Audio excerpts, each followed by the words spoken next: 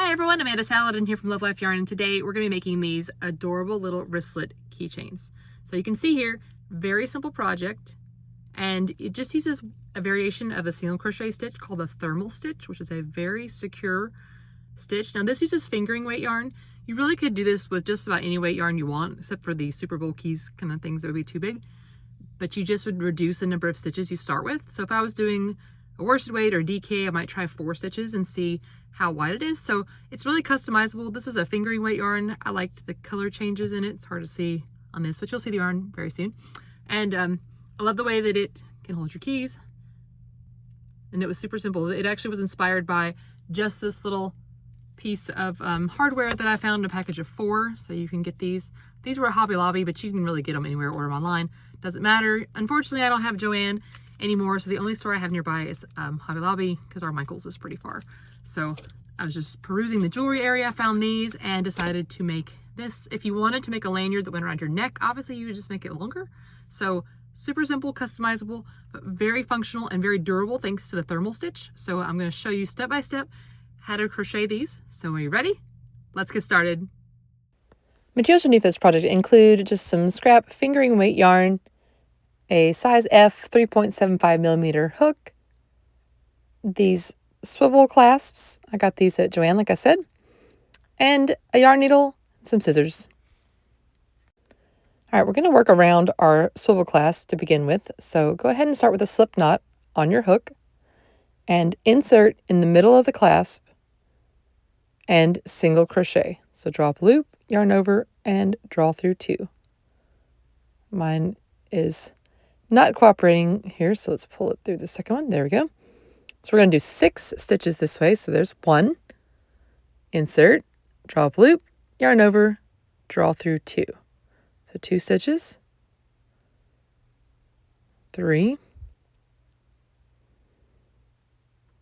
4, 5. And I'll move it over a little bit here. Mine had a little bit of has a little bit of like a texture here, and there's 6 stitches. And so it's not quite as easy to move the stitches around. Yours might be smooth, make it a little bit easier. So I'm just going to adjust these.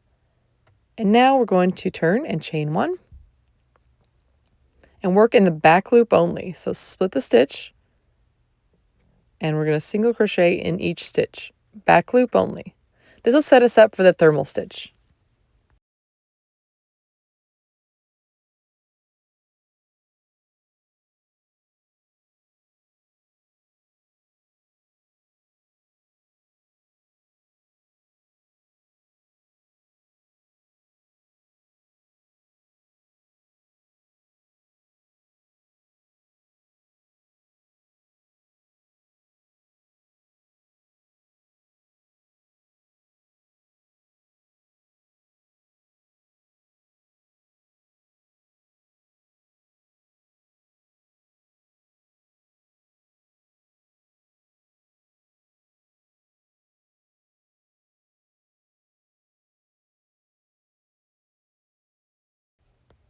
Okay, now we're going to turn our work here, and we're ready to work the thermal stitch. So chain 1.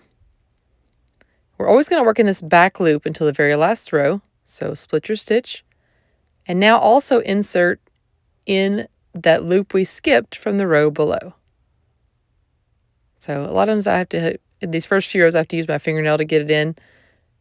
As I did more rows, I didn't have to use my fingernail quite as much, but go ahead and get it in there. Mine's a little finicky. And my yarn splits a little bit too. So there's 1. Insert back loop only. And in the loop you missed from the row below that you left open on purpose. And just work across all 6 stitches this way. Mine tends to not cooperate when I'm on camera. Like, I don't understand why that is, but keep working. Okay, there's inserting in both loops. When you get down to the very last stitch, and here we're at the next to last, it can be a little hard to see your stitch. So you can work in the very back loop, or I'm going to work in this side loop. I'm sorry, it's hard to see here, but there's one little loop on the side. So get it and that Last one. Okay, I'm going to show you another row. So chain 1, insert back loop only, and the loop from the row below, using your fingernail if needed. Sorry, I got off camera there for a minute. I'm going to work all the way across this way.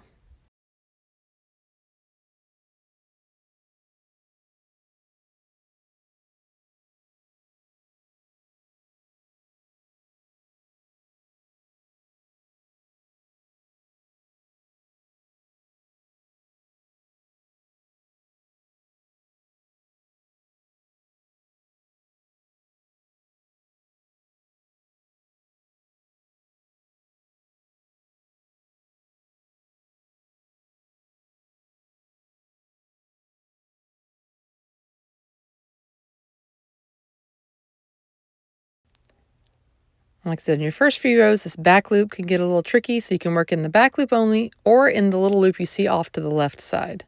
Make sure you get that and the loop from the row below. And so you can see it starting to take shape here. And then you see our loops from the back row. So we'll do it again. Chain 1. And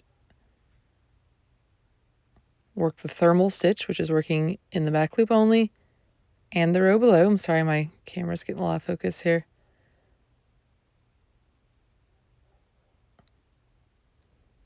Hopefully by now you have seen how to work this stitch, because it's pretty simple once you get the hang of it. Just getting into that last stitch can be a little bit tricky, or getting, if you're on splits like mine does, getting that in there can be a problem. But this is just really the one row repeat. We're just going to repeat over and over, working back loop only and the loop from the row below. All the way. Mine was about 11 inches long. Really, just keep trying it and fold it in half and do it until it's as long as you would like. All right, I put mine on a blocking board here, and June Taylor, I got it. It's for like sewing, quilting stuff. So I just put these T-pins in. I sprayed it down and let it dry so that it would stay nice and flat. So you can do that if you like.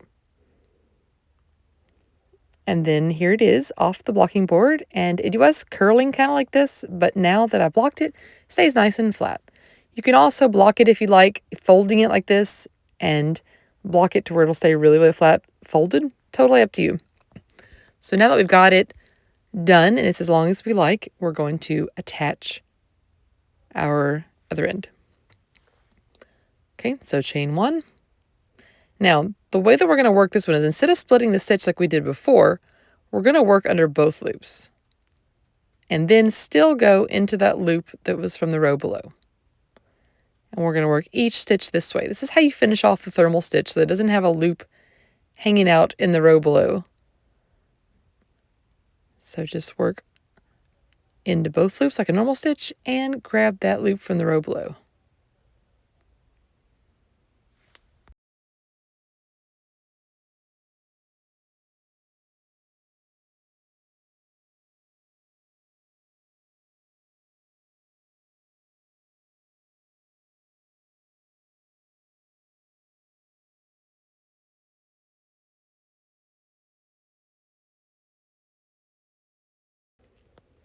And I'm still going to grab this little loop on the side, because I had trouble getting into that last stitch with mine. I guess I pull it tight, because definitely do. Look, I can't even get it in here.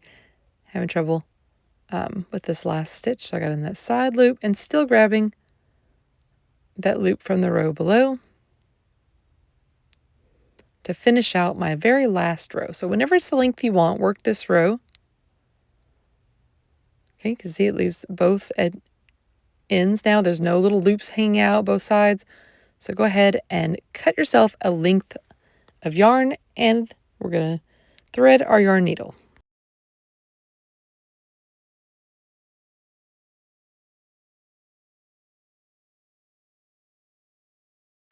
Okay, so just go ahead and pull that last stitch through. Pull it tight and then thread your yarn needle.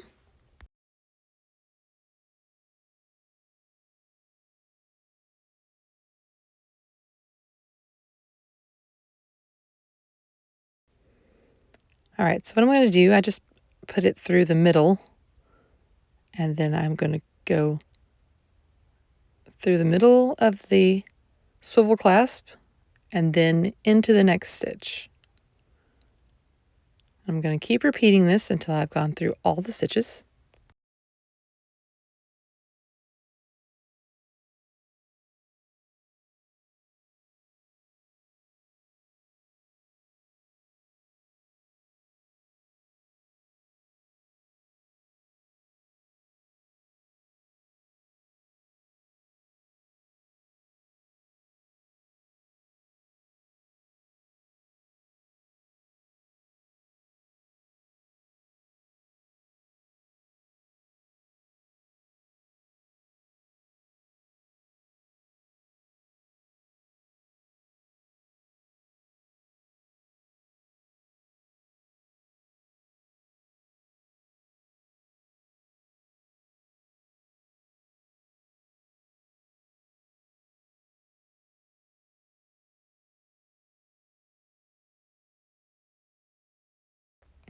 And now to make sure it's extra secure, I'm going to go back through each stitch. So I'm going to do each stitch twice, going through both layers and through the middle to make sure it's nice and secure.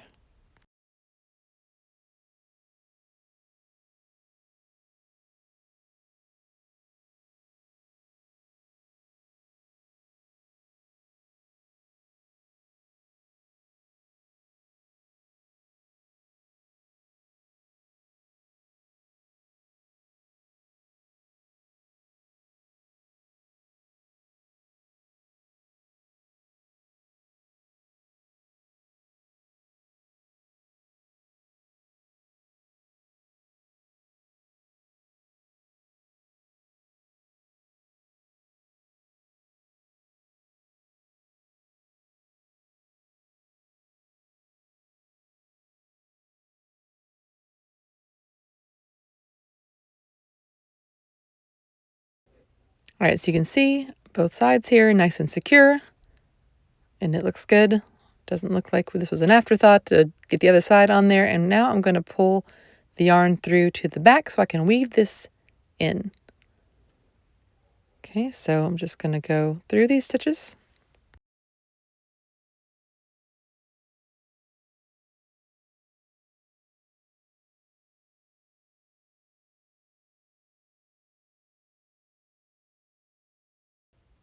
And then what I like to do is I'll catch just one loop from another area. So I'll go up a little bit here and don't pull it too tight, and then weave it back through the same stitches.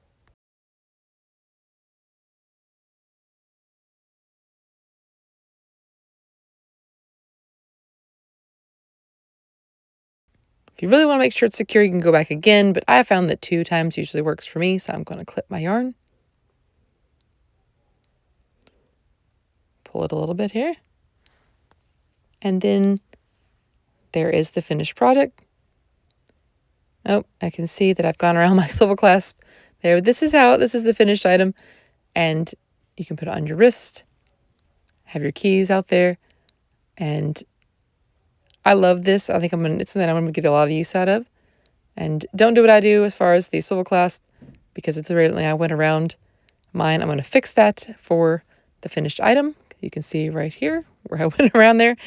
But this is the finished product. I said, make sure you don't go around that. That was the very last thing I did before I wove it in. So I'm going to fix that for the finished photos. But this is the keychain wristlet.